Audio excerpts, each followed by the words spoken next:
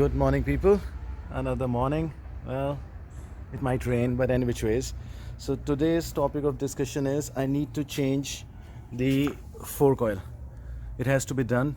I've already stretched it too far. Enfield recommends it, and most manufacturers recommend that it be done at 10,000 kilometers. I've done a bit over 14,000, and it was pending from some time. So today is the day. Today is the day. Sorry. Now let's discuss how we are going to go about doing that. So this is a old car jack, a small piece of wooden block, and I'll just lift that so that I can secure it, but that is the next step. Now before I do any of those things, I'll just loosen up all the nuts and bits. So we need to remove the mudguard. These are the four Allen keys that are holding that. We need to remove the front wheel as well. We need to remove calipers and all these small nuts and bits which are holding the cables on this side and on the other side. To use a 22 mm bit, that would be the first step. Here we go. To loosen these as they are already in. Otherwise, if you have a vise or something, that can be handy, but other than that, it's better to just loosen them while they are in. I'd loosen them slightly already, so that once you have removed it, it is going to be very easy to get these off. Otherwise, trust me, you're going to require a vise. So this is the first step. Here we go. As I said, I had loosened them slightly already, and this is done. Now once I have removed the forks, it is gonna be very easy to just work on that. Now for the next bit, let's start removing all these bobs and bits. Now to open the caliper, we're going to be requiring 12 mm bit. Here you go.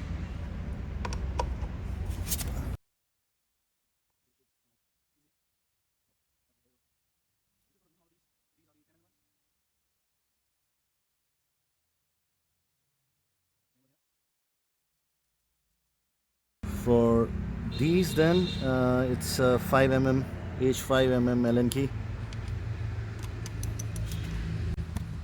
Let me put these.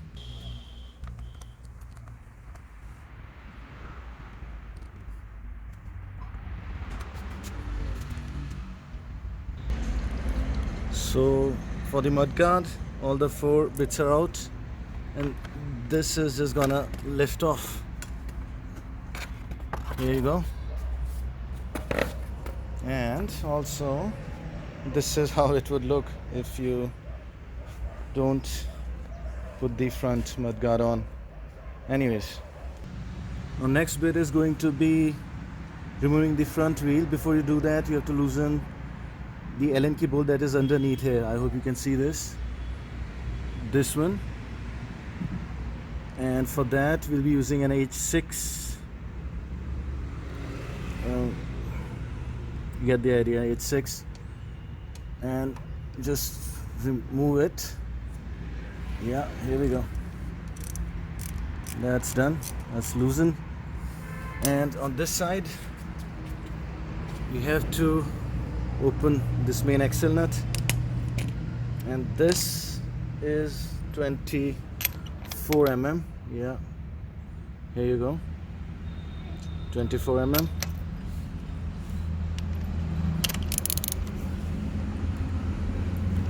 That's loose. So yeah, the next step, just secured the bike. The front wheel is off the ground. Don't have to lift it too much. This is gonna do the job. And the next step would be opening up these. And the weather has changed. I have no doubt it is gonna rain now. Damn. Anyways, let's see how far we can get. Now these are the ones that we need to open now. So yeah, the nut is loose on this side. You're going to be using a 17 mm to hold that side. So yeah, 17 mm on that side.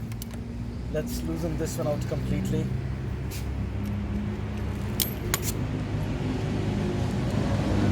that is off.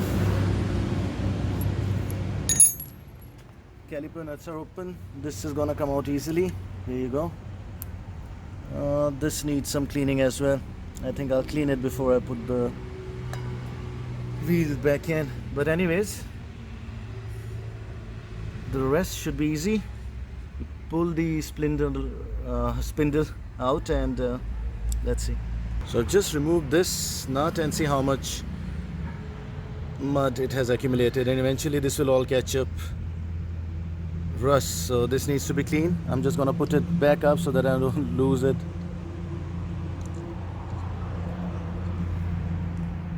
Simple pull of the hand is gonna do the trick. No hammering, no nothing.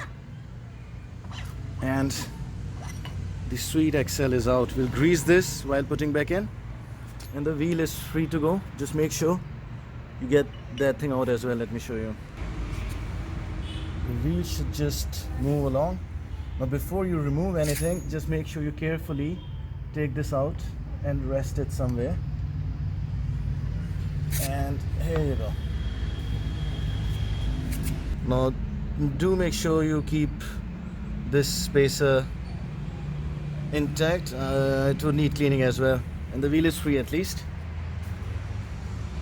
As you can see, there is still grease, so I don't have to grease at least the inner of the bearings. These are good to go. Opening up this sensor, since the fork have to come out. So yeah, remove the sensor. This is for ABS. Need to clean this as well while putting it back in.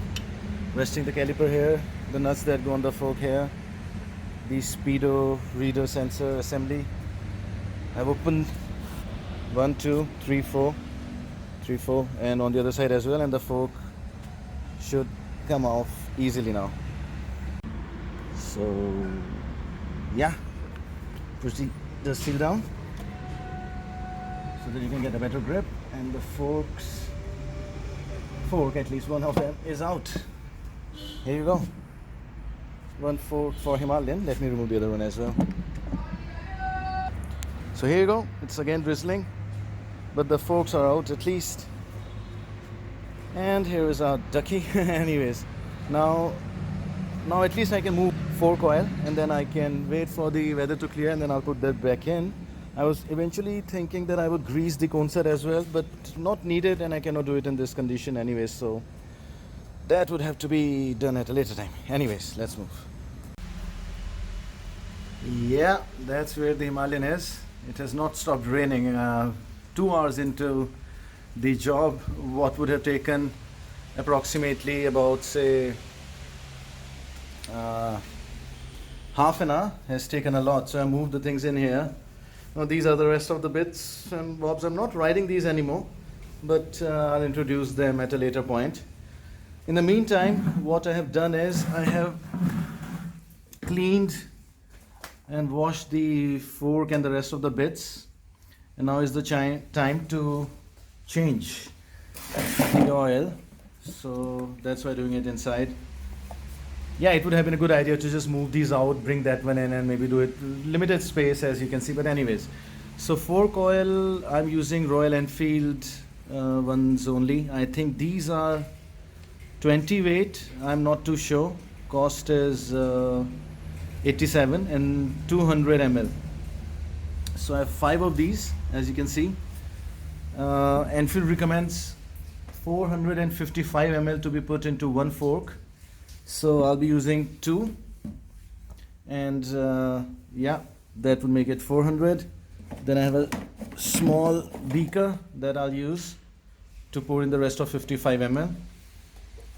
And I'll be using old bucket, as you can see, a bit mucky, but I've cleaned it with the petrol so that there is no dust going in. And that was the idea, to clean the forks as well, so that while you're doing the job, it's better to clean it before, because after you open these things and you start pouring oil out, it can be a bit of a pickle if some dust gets in. Now this, as you can see, I have just opened up one of the engine oil bottles. I've been using these for almost 2 years, so that saves plastic. I mean, yeah, why necessarily create? This can last for a very long time. does a good enough job, just like a oil pan. You pour oil in, this is 1 liter, and then you open this and then you put it in any of the empty bottles and just get it to the recycling guys. So that's the idea. Now, as I said, these are clean.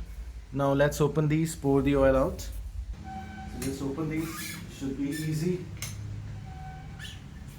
Should be very easy after this. Now because of the spring, it is not pop out, so be a bit careful about that. Here you go. Yeah, these balance well. So the cap is out. Let's put it aside. The next thing that you have is this washer. Again, out. Then the spacer. Yeah.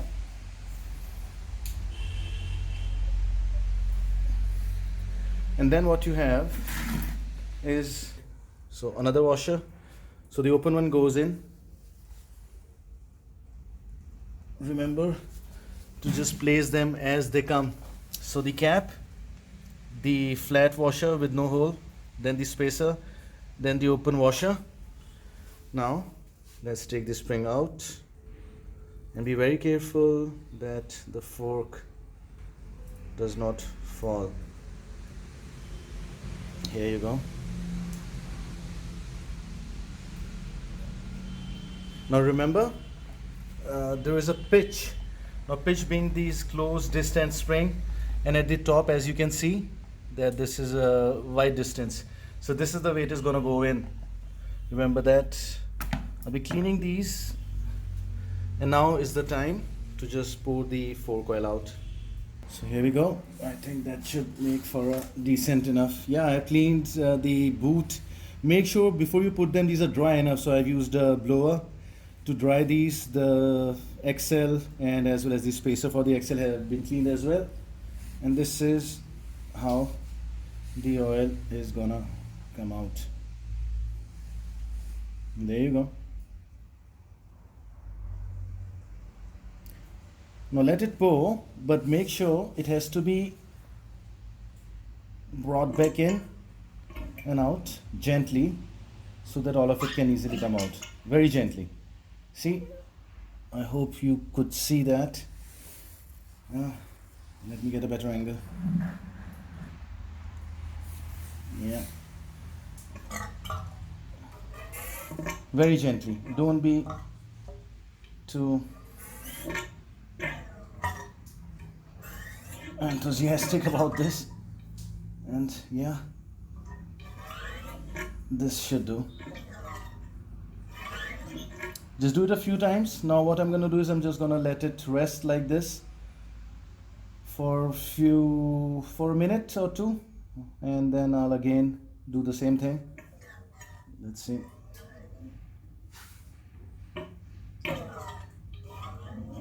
I won't be changing the seals because they were good enough, and as I said, I did clean them here. So yeah, the fork seal is in there. This is outside, is just this seal. I've cleaned that as well.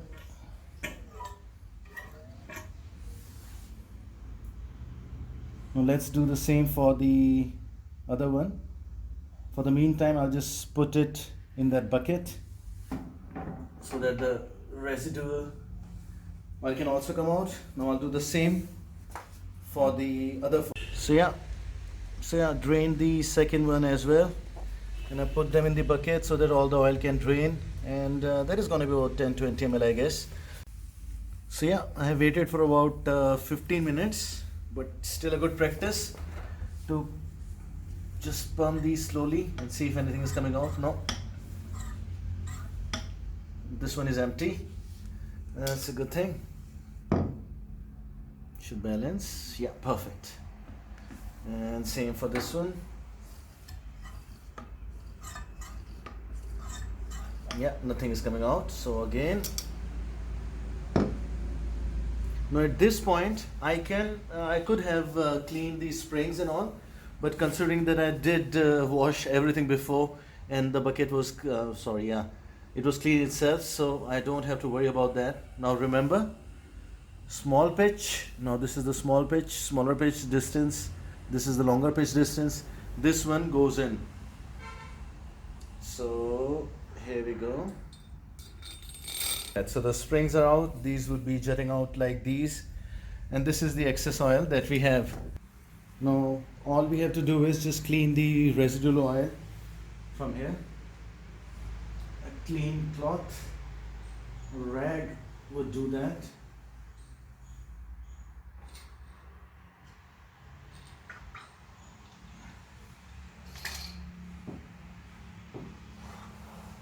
Now that's just it. We just have to pour 455 ml in there. So here goes the first 200 ml in.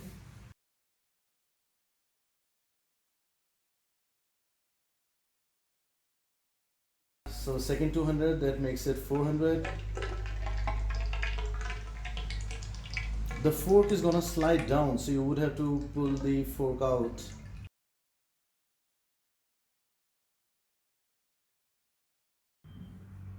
Just pull the fork out, otherwise it is gonna just drop down. There you go. This is gonna rest for some time. And now I hope you can see in this container I have just measured 55. Let me get that for you. So the light is not good enough, but focus. Yeah, so this was 50 and that is 55. It's okay if it is plus minus 2. So that should do it. 55 that make it a total of 455. And we are done with one fork. Yeah, that should do it. The open washer goes in first. Then the spacer. So yeah, the spacer is back in. For the next bit, the closed loop washer and the cap. And keep the 22 mm spare handy. As I said, 22 mm. And you might have to push it a bit down. But this should be a fairly easy job. So this one is closed, yeah? Now I'll just tighten this. This is pretty much done. Now let's place it next to the second fork. And here we go. So that is how it is. I'll now close that fork up as well and put it back on the bike. It has stopped pouring as well. So good.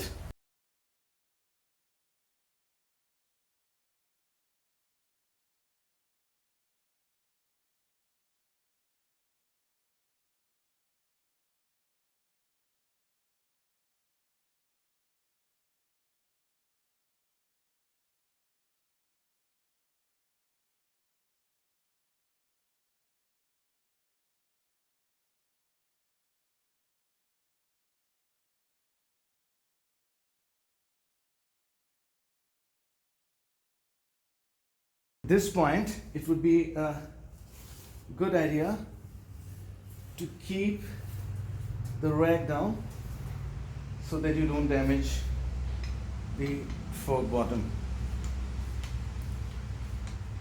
And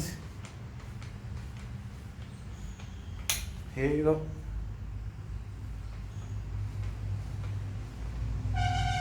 Don't tighten these too much. This should do it. And this is it. Just gonna put the fork back in. Weather has somehow, this is easy. Just put it back in. And this should just slide right all the way up. And this is gonna hold. Same for the second fork. Of course, needless to say, this has the bracket for the ABS sensor and the brakes, so this one goes in.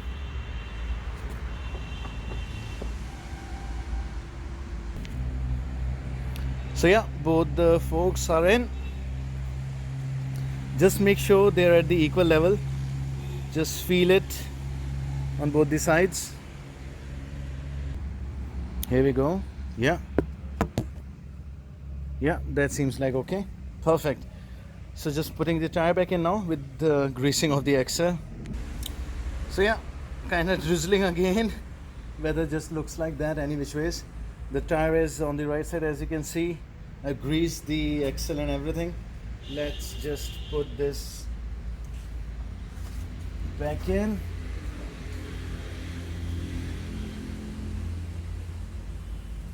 And you need this. Yeah, I've greased the inside as well. Now make sure the hooks that you see here, these first one and second one, they align with this, otherwise you're gonna just ruin the sensor. So yeah, that's aligned.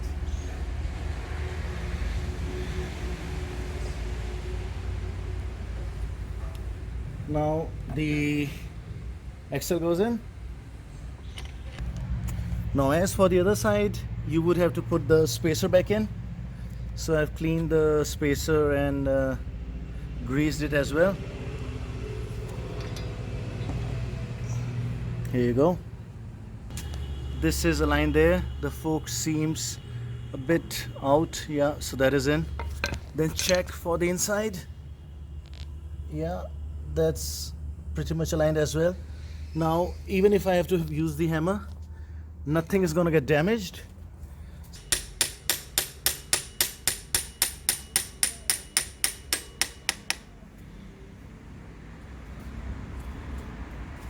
So yeah, this axle itself works as a spacer on this side, and this is the spacer that we had cleaned on this side. We just tighten this, move this a bit in, and this should take care of it. Okay, so I have put these one on, 1, 2, these have to go down. That has been tightened, the mudguard has to be put back on, and that is it. I hope the rest was clear enough, because it's again starting to drizzle, so I would have to close this chapter. This just here it is. The caliper would be put back in, the wheel is tightened, and that's it. That's pretty much it. So next, I guess eventually after 5,000-6,000 kilometers would have to be the cone set. So okay, see you then. Bye.